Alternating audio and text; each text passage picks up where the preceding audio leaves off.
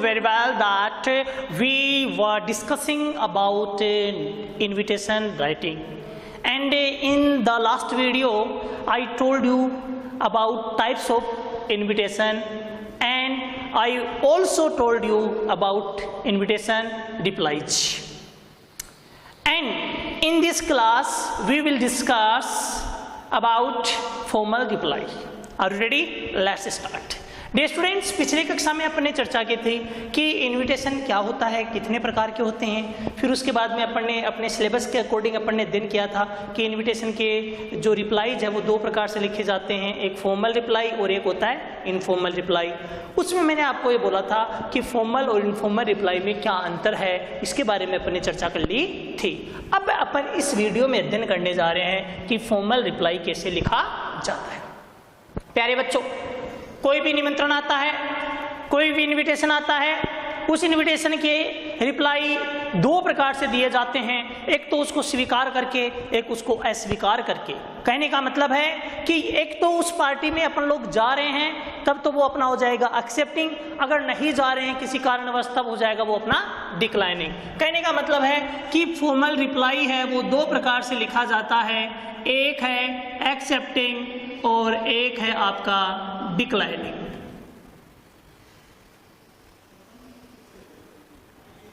यानी जब आप किसी प्रोग्राम में जा रहे हो तब तो वो हो जाएगा एक्सेप्टिंग, अगर नहीं जा रहे हो तब वो क्या हो जाएगा डिक्लाइनिंग। ये हो गई आपके फॉर्मल रिप्लाई। बात समझ में आई?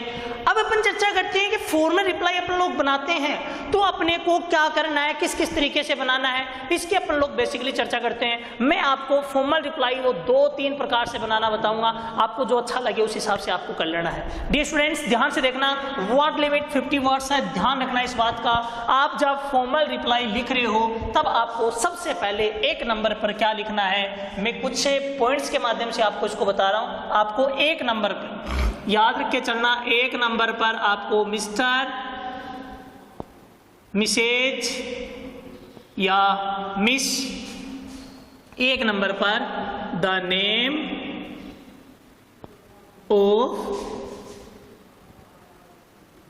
रिप्लायर, ठीक है, एक नंबर।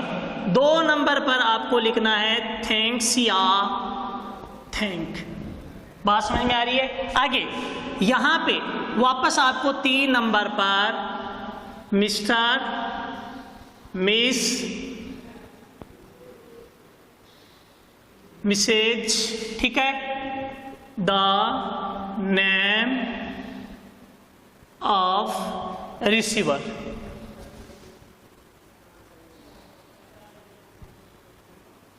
ठीक, यानी 1 2 3 4 पे 4 लगा देना है। समझ रहे हो मेरी बात? 4 पे 4 लगा देना है। याद रख के चलना, एक नंबर पर प्यारे बच्चों आप जब इनविटेशन का रिप्लाई लिख रहे हो वो भी फॉर्मल में, तब आपको चाहे वो एक्सेप्टिंग हो चाहे डिक्लाइनिंग हो, इनमें कहाँ तक सेम लिखना है इसकी अपन चर्चा कर रहे हैं। तो प्यारे बच्चों एक नंबर पर रिप्लाई लिखने वाले का नाम लिखा जाता है। ये बात आपके समझ में आई नहीं आई? कि जैसे मान लो निमंत्रण आया मेरे पास, किसके पास आया?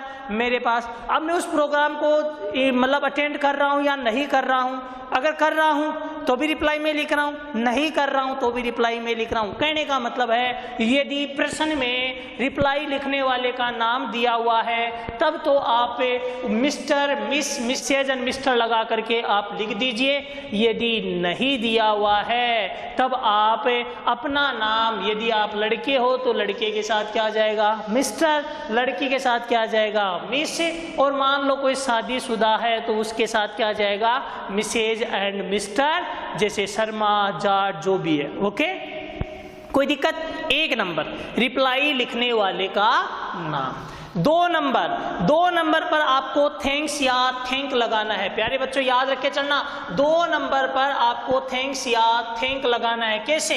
यदि मान लो रिप्लाई लिखने वाला सिंगल पर्सन है, यदि आपने यहाँ पर मिस्टर या मिस लगा करके किसी का नाम लिखा है तब तो आप क्या लगा दोगे? Thanks.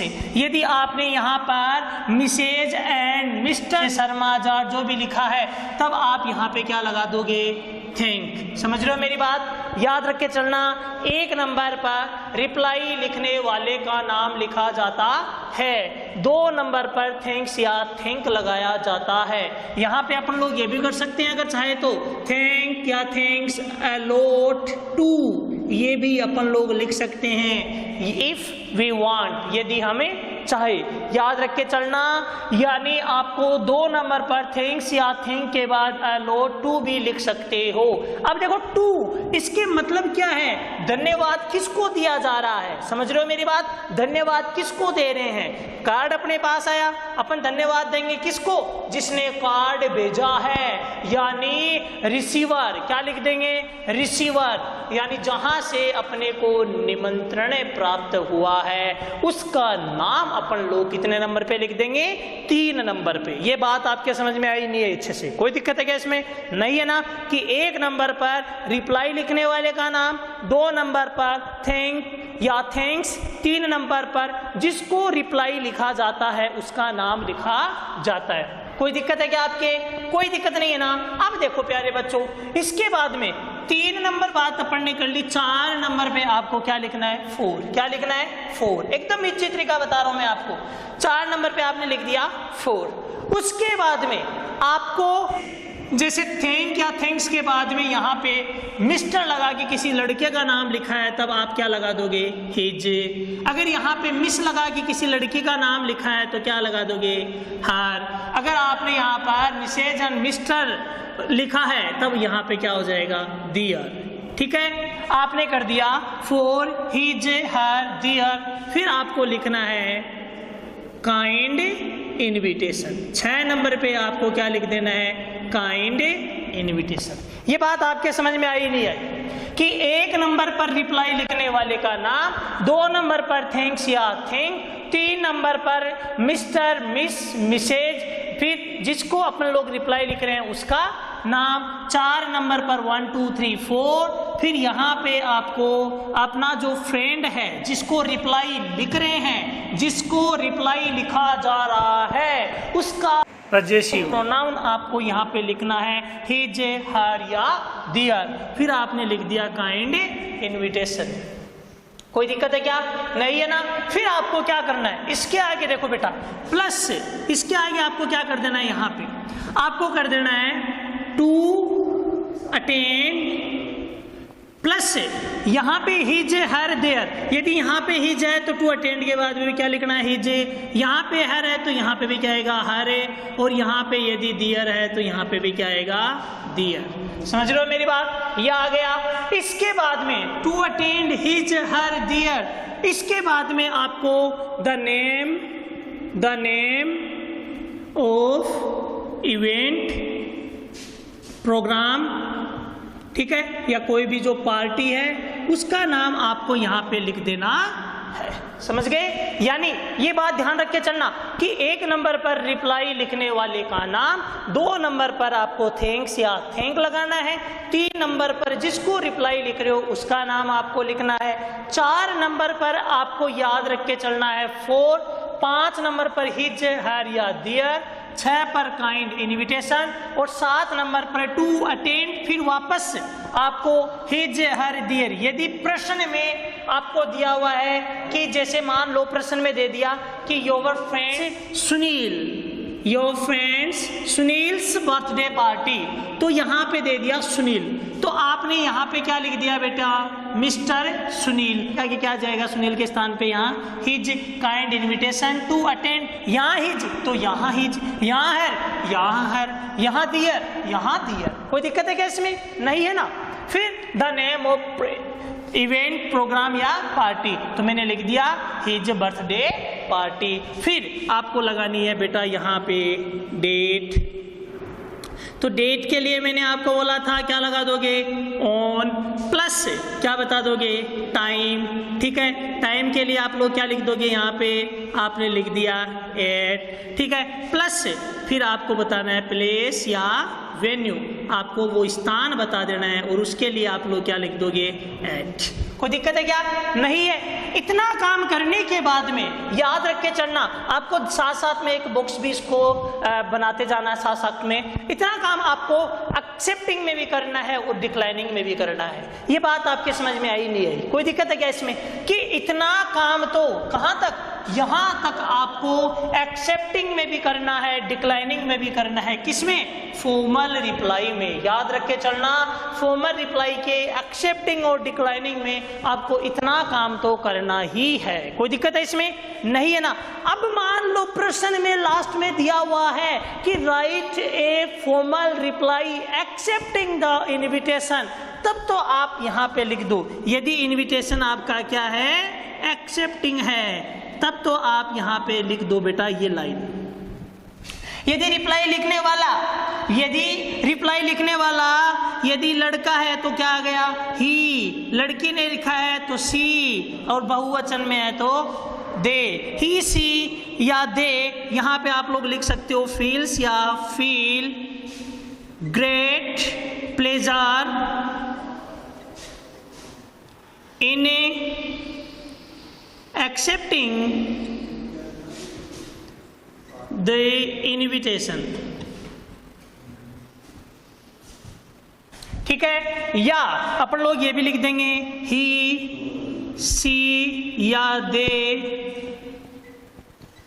will really attend the party, या जो भी इवेंट है उस इवेंट के बारे में आप लोग यहाँ पे लिख दो। ठीक है। याद रख के चलना, यदि इनविटेशन एक्सेप्टिंग है तब तो आप लोग ये लाइंस लिख दो लास्ट में। समझ गए मेरी बात?